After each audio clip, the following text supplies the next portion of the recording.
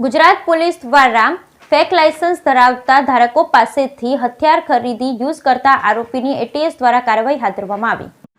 Gujarat police દ્વારા fake licence ધારકો પાસેથી હથિયાર ખરીદી કરી યુઝ કરતા આરોપીઓને એટીએસ દ્વારા કાર્યવાહી કરવામાં આવી। ગુજરાત પોલીસ દ્વારા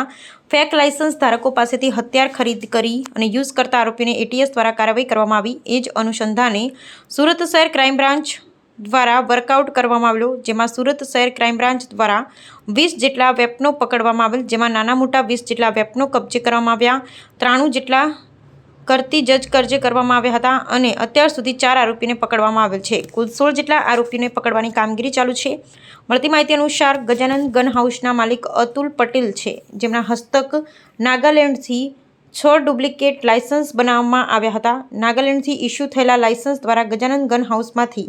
51 જેટલા વેપન્સનું વેચાણ કરવામાં આવ્યું છે। આ પ્રક્રિયામાં કામરેજ પાસે સેલાભાઈ બુડિયા નામક વ્યક્તિ રહેતો હતો, જેના હસ્તે ગજાનંદ ગન હાઉસમાં આ વેપનાનું વેચાણ થતો હતો। અત્યારે અતુલભાઈનો સેલાભાઈ બુડિયા દ્વારા હરિયાણામાં રહેતા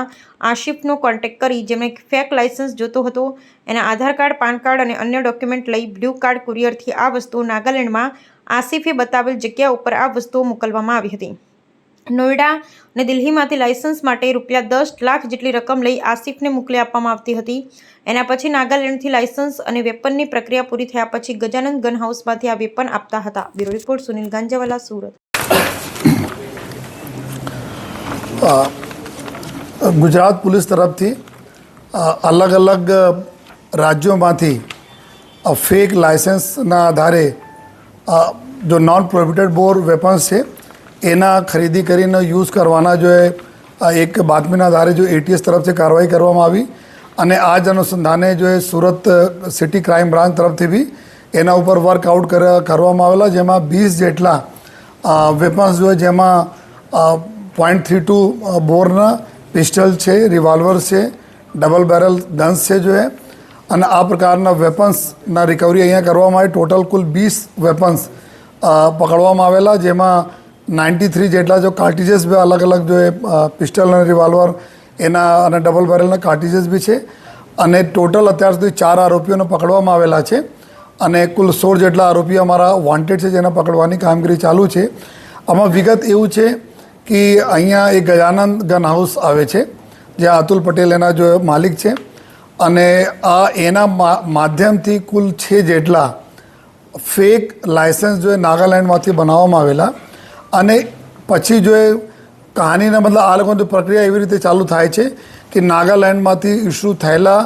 લાયસન્સ આધારે જો ગજાનંદ ગન હાઉસમાંથી લગભગ 51 જેટલા વેપન્સના જો વેચાણ કરવામાં આવેલા છે। આ અનુસંધાને જો એક